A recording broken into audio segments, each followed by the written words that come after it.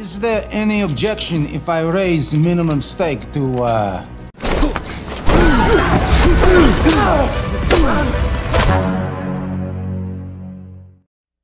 Halo, apa kabar semua? Semoga kalian sehat.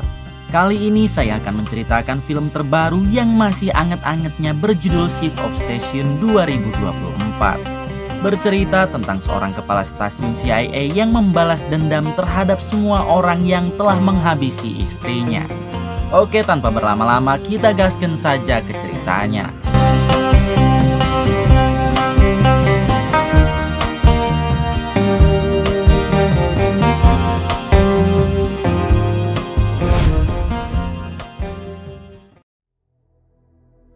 Di awal film memperlihatkan seorang anggota CIA bernama John Branco yang sedang memantau pergerakan musuh dari atas gedung.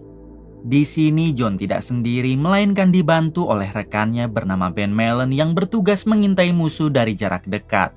Diberitahu kalau Ben ini merupakan anggota senior CIA dan sekarang ia berpangkat kepala stasiun CIA. Jadi kehebatan Ben sudah tidak bisa diragukan lagi karena sudah puluhan tahun ia selalu menjalankan misi-misi berbahaya. Saat ini Ben dan John bertugas untuk mengintai seorang agen rahasia dari Rusia yang dapat membahayakan pemerintah Amerika. Tak lama si agen rahasia itu menyadari kehadiran Ben dan ia langsung mendekatinya. Diberitahu kalau agen rahasia dari Rusia ini bernama Evgeny. Dan ia langsung mengatakan jika Ben tidak usah khawatir karena kehadiran Evgeny di sini bukan untuk menjalankan misi dari pemerintah Rusia, melainkan hanya sedang liburan saja. Mendengar hal tersebut, Ben menjawab kalau CIA akan terus memantau pergerakan Evgeny dan sebaiknya Evgeny berlibur di negara lain saja. Ben. Malam harinya Ben mendatangi salah satu kafe. Karena ternyata malam ini Ben akan merayakan hari jadi pernikahan dengan istrinya yang bernama Farah. Ini orangnya. Diberitahu kalau Farah juga merupakan anggota CIA. Namun ia bertugas menginput semua data-data tidak di lapangan. Terlihat Ben yang begitu mencintai Farah dan mereka juga telah dikaruniai seorang anak laki-laki yang sekarang bekerja di luar kota. Tak lama Farah meminta izin kepada Ben karena ia ingin pergi ke toilet sebentar. Namun baru saja Farah berjalan beberapa langkah tiba-tiba 6 bulan kemudian terlihat Ben yang masih belum bisa move on semenjak ledakan di kafe yang menewaskan Farah istrinya. Ben juga tidak tinggal diam karena sampai sekarang ia terus saja mencari siapa dalang di balik pengeboman tersebut. Keesokan harinya Ben berziarah ke makam Farah. Di sini Ben hanya bisa mendoakan Farah dan ia berjanji akan menemukan para pelaku pengeboman itu sampai ke akar-akarnya. Siang harinya Ben melakukan rapat dengan para petinggi CIA. Di sini mereka membahas tentang kematian Farah yang sampai sekarang belum juga ditemukan para pelaku pengebomnya. Alhasil para petinggi CIA berniat untuk menutup saja kasus ini. Karena kemungkinan besar ledakan itu disebabkan oleh kebocoran gas bukan pengeboman. Mendengar hal tersebut jelas saja Ben marah dan langsung pergi meninggalkan rapat itu. Okay.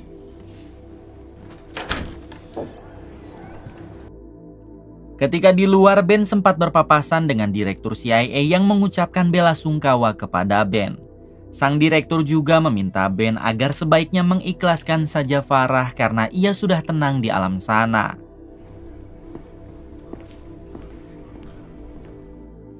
Di malam hari tak sengaja Ben melihat berita di laptopnya yang mengabarkan kalau kasus ledakan di kafe resmi ditutup. CIA dan jajaran lainnya telah menegaskan jika ledakan itu hanyalah sebuah kecelakaan akibat saluran gas yang bocor bukan teror bom.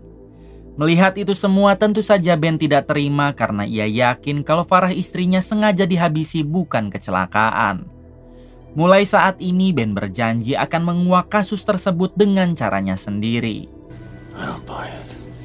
Talk to me, Farah. Hari berikutnya Ben datang ke kantor CIA lalu bertemu dengan seorang hacker yang bekerja di sana. Ben meminta si hacker agar membuka lagi data ketika kejadian ledakan di kafe yang menewaskan Farah. Ternyata saat kejadian itu ada beberapa orang Rusia di sana yang bisa jadi mereka adalah anak buah Evgeny, si agen rahasia yang pernah kita lihat di awal film. Si hacker menyarankan Ben agar sebaiknya mendatangi Evgeny karena bisa jadi dialah dalang dari pengeboman tersebut. I need you to hold my hand. This ain't your first rodeo. Farah died. Karen Taramlov. Setelah itu Ben kembali ke rumah untuk melihat lagi data detail tentang Evgeny, si agen rahasia Rusia. Akan tetapi di sini Ben malah melamun karena teringat lagi dengan kenangan manis bersama Farah istrinya. Kala itu Ben sedang dinner bersama Farah, terlihat mereka berdua yang sangat mesra dan menjadi pasangan yang serasi. Tak lama Farah memberikan Ben hadiah berupa kalung yang diberi nama kalung Fatimah. Farah meminta Ben agar tidak pernah melepaskan kalung tersebut sampai kapanpun, karena kalung itu akan membawa keberuntungan untuk Ben. Ben pun berjanji meskipun dirinya mati, ia tidak akan pernah melepaskan kalung Fatimah itu. I love you, Farah. Adegan kembali ke sekarang, yang mana saat ini Ben berencana untuk bertemu dengan John rekannya di salah satu kafe. Nick. Tak berselang lama Ben dan John pun bertemu.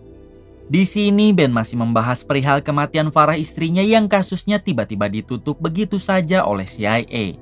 Ben meminta tolong kepada John agar ia mau membantunya.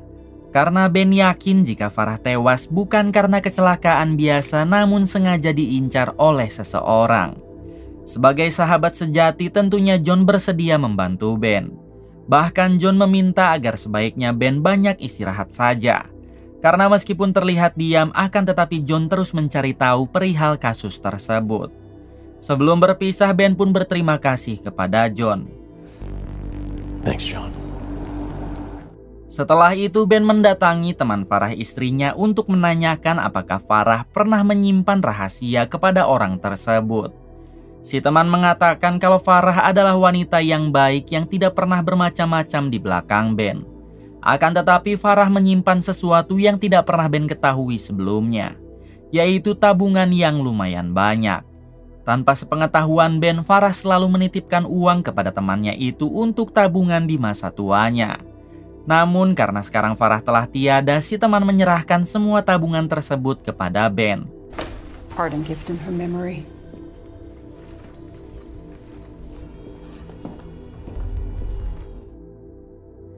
Malam harinya Ben mendatangi kasino untuk bertemu dengan Evgeny, si agen rahasia dari Rusia.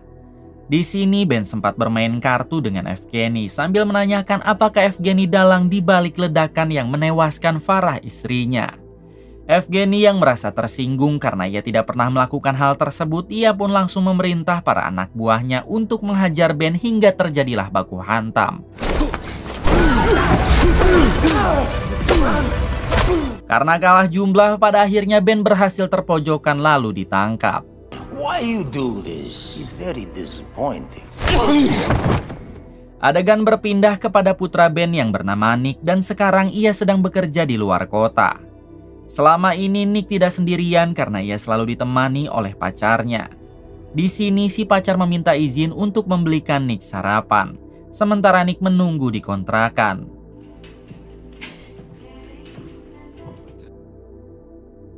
Tak berselang lama datanglah 3 orang tim lapangan CIA yang meminta Nick agar ikut bersama mereka.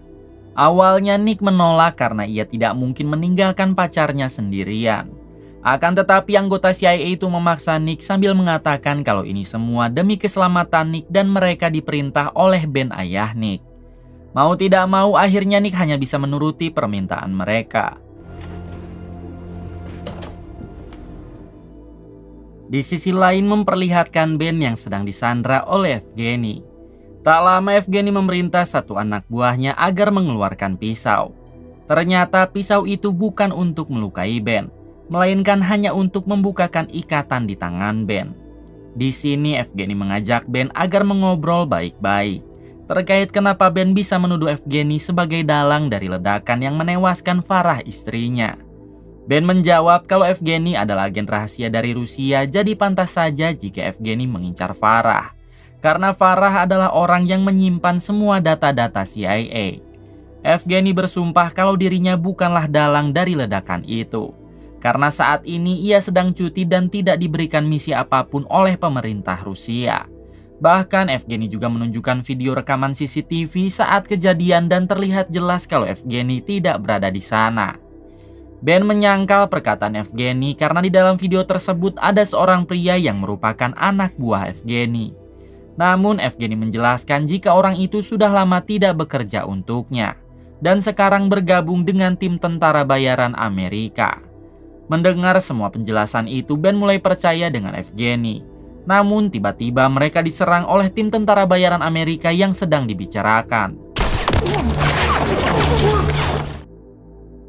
Dalam insiden itu Evgeny harus tertembak dan ia meminta Ben agar segera melarikan diri dari tempat tersebut.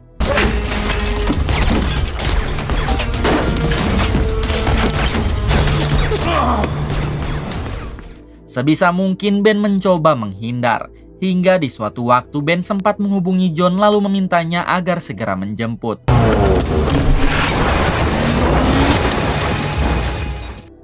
Tak butuh waktu lama, untungnya John langsung datang dan segera membawa Ben pergi dari sana. Di tengah perjalanan, Ben sempat menanyakan kenapa John begitu cepat sekali datang. John menjawab jika kebetulan dirinya sedang berada di daerah tersebut. We were tracking Yevgeny. Kemudian John membawa Ben ke tempat persembunyiannya, yaitu di dalam kapal perahu. Sebelum masuk ke kapal, Ben sempat meminta John agar menghubungi dulu Nick putranya, karena Ben sangat khawatir. Namun John menjawab kalau Nick sudah aman karena dirinya telah mengirim tim di lapangan. Ternyata 3 anggota CIA yang menjemput Nick tadi bukanlah suruhan Ben, melainkan suruhan John.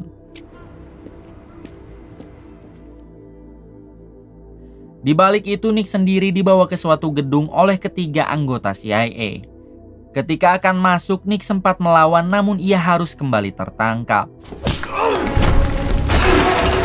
Pada akhirnya mereka harus membawa Nick secara paksa ke dalam gedung tersebut. Kembali pada Ben dan John yang kini sudah di dalam kapal. Di sini John bertanya apakah sebelum tewas Farah pernah memberikan sesuatu kepada Ben. Ben menjawab tidak, dan jika pernah pun seharusnya John tidak perlu tahu karena itu adalah urusan pribadinya dengan Farah.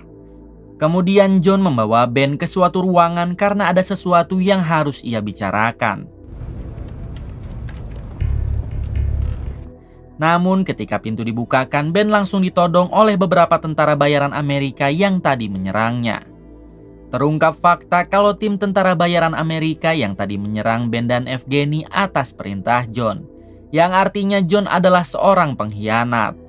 Ben segera diikat di kursi lalu ia disiksa menggunakan strum.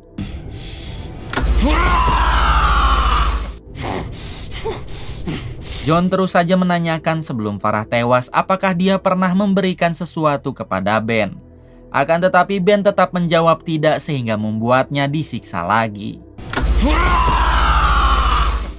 Merasa Ben tidak akan membuka mulut, John memerintah si ketua dari kelompok tentara bayaran agar melanjutkan menginterogasi Ben. Sementara dirinya akan mendatangi Nick putra Ben untuk mencari informasi darinya.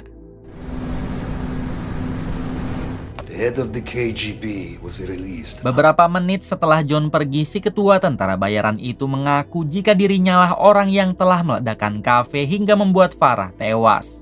Semua ini mereka lakukan tentunya atas perintah dari orang berkuasa di CIA. Mendengar hal tersebut tentunya Ben terkejut dan ia tidak mengerti memangnya apa kesalahan Farah. Belum sempat si ketua menjawab, tiba-tiba ternyata orang tersebut datang untuk menyelamatkan Ben. Ketika dibuka topengnya, rupanya orang itu adalah wanita yang bernama Christina. Di sini Ben sempat menanyakan siapakah Christina sebenarnya. Namun Christina akan menjelaskannya nanti karena yang terpenting sekarang adalah bisa kabur dari sana. Dengan cepat mereka berdua langsung pergi ke ruangan depan lalu menembaki semua anak buah John yang ada di sana. Di tengah peperangan, si ketua tentara bayaran kembali muncul hingga mau tidak mau Ben harus menghadapinya.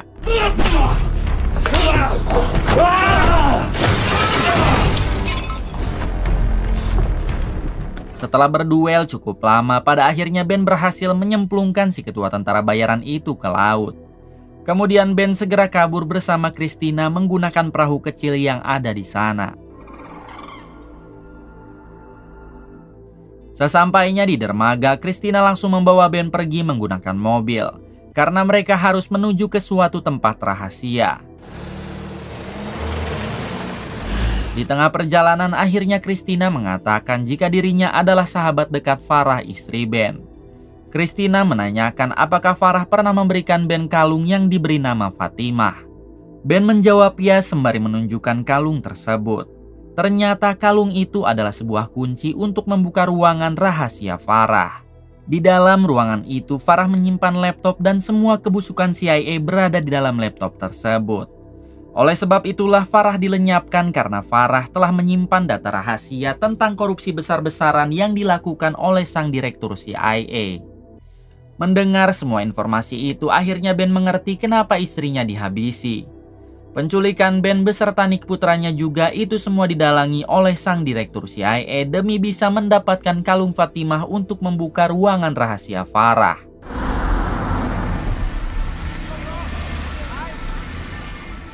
Singkatnya, Ben dan Christina telah sampai di ruangan rahasia Farah.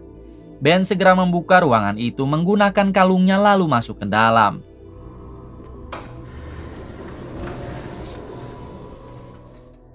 Kemudian Ben membuka laptop Farah yang di dalamnya berisi semua data-data kebusukan direktur CIA. Bahkan Ben sampai terkejut ketika melihat sang direktur yang telah melakukan korupsi sebanyak 271 triliun. Wow, seperti di Wakanda. Setelah itu Ben menghubungi John dan mengatakan kalau sekarang ia sudah mengetahui semuanya. Bahkan laptop yang berisi kebusukan sang direktur CIA kini telah berada di tangan Ben. Mendengar hal tersebut, John mengancam akan menghabisi Nick putra Ben jika sampai data itu menyebar. Alhasil Ben dan John pun sepakat untuk melakukan pertukaran antara laptop itu dengan Nick putranya. John langsung mengirimkan lokasi pertemuan mereka yang akan dilakukan hari ini juga. Setelah panggilan itu berakhir, Christina mengatakan lebih baik Ben tidak memberikan laptop tersebut kepada John. Karena meskipun laptopnya diberikan, Ben dan Nick akan tetap dihabisi. Namun tentunya Ben tidak sebodoh itu, karena ia bertemu dengan John bukan untuk pertukaran melainkan menghabisi mereka semua. Mendengar hal tersebut, akhirnya Christina mengerti dan ia juga akan ikut untuk membantu Ben. Sebelum berangkat, Ben menghubungi dulu si hacker CIA. Di sini Ben mengirimkan link yang isinya adalah semua bukti korupsi direktur CIA. Ben berpesan jika dirinya tidak kembali maka si hacker harus menyebarkan semua bukti itu kepada publik. Setelah itu Ben dan Christina langsung berangkat ke tempat pertemuan dengan John. Ketika akan sampai, Ben menurunkan dulu Christina sebab kali ini Christina akan bertugas menjadi sniper untuk melindungi Ben dari jarak jauh. Singkatnya, kini Ben telah bertemu dengan John. Terlihat John yang tidak sendiri karena ia juga menyimpan sniper di atas gedung dan 2 orang anak buahnya. Di sini Ben meminta John agar melepaskan dulu Nick putranya. Dan setelah itu barulah Ben akan menyerahkan laptop yang dimaksud. Setelah Nick dilepaskan, Ben memintanya agar masuk ke dalam mobil. Sementara dirinya segera memberikan laptop sembari mengatakan kalau mulai saat ini mereka tidak ada lagi urusan. Namun ketika John akan pergi, tiba-tiba Christina berhasil menghabisi kedua anak buah John hingga kini menyisakan John seorang. Dengan cepat Ben segera merebut kembali laptop tersebut, namun tiba-tiba si ketua tentara bayaran yang ternyata masih hidup datang untuk membantu John. Ben pun memilih untuk melarikan diri dengan menggunakan mobilnya. Hingga terjadilah aksi kejar-kejaran dan tembak-tembakan.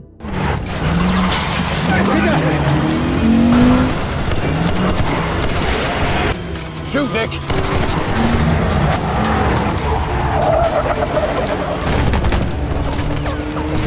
Shoot, Nick! Dusty!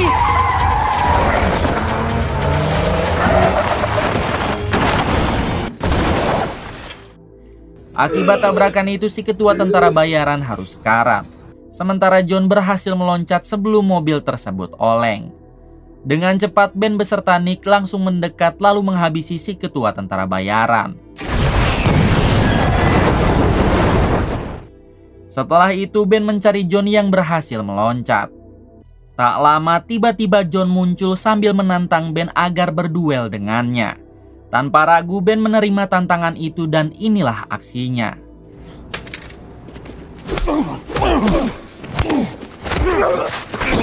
Namun pada akhirnya Ben dapat mengunci John dan membuatnya pingsan.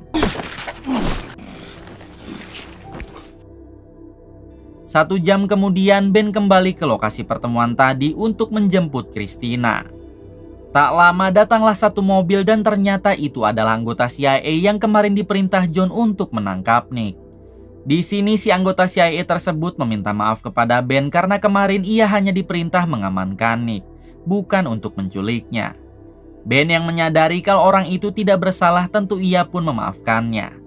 Kemudian Ben meminta orang tersebut agar membawa John lalu diserahkan ke kantor polisi untuk dihukum seberat-beratnya. Hey, don't be a stranger. Saat waktu sudah mulai larut malam, Ben menghubungi seseorang. Di sini Ben meminta orang itu agar membongkar semua bukti korupsi sang direktur CIA saat rapat dengan para petinggi negara lain besok pagi. Ben sendiri tidak mungkin dapat melakukan hal tersebut karena ia masih menjadi kepala stasiun CIA. Alright, thanks, Des. I owe you. Keesokan harinya terlihat sang direktur yang sedang rapat dengan para petinggi negara lainnya. Tak lama masing-masing di ponsel mereka muncul pemberitahuan terkait bukti korupsi sang direktur termasuk di layar monitor yang digunakan rapat. Di waktu yang sama datanglah Evgeny, si agen rahasia dari Rusia yang ternyata masih selamat dari serangan tim tentara bayaran Amerika sebelumnya. Rupanya orang yang dihubungi oleh Ben semalam adalah Evgeny. Dan Evgeny langsung membeberkan semua bukti korupsi sang direktur. Bahkan Evgeny juga sempat memutar rekaman suara saat direktur memerintah John untuk menghabisi Ben dan Nick putranya. Tak bisa mengelak lagi, akhirnya sang direktur hanya bisa pasrah lalu diringkus oleh para Interpol. Keesokan harinya terlihat Ben yang sangat bahagia setelah melihat berita penangkapan sang direktur CIA bersama dengan seluruh jajaran lainnya yang terlibat. Kini Ben bisa menjalani hidup dengan tenang karena semua dalang di balik tewasnya Farah sang istri sudah tertangkap. Kemudian film pun tamat. Terima kasih buat kalian semua yang telah menonton hingga akhir. Semoga kalian diberikan kesehatan dan rezeki yang berlimpah. Salam untuk semuanya dari Hampura Film.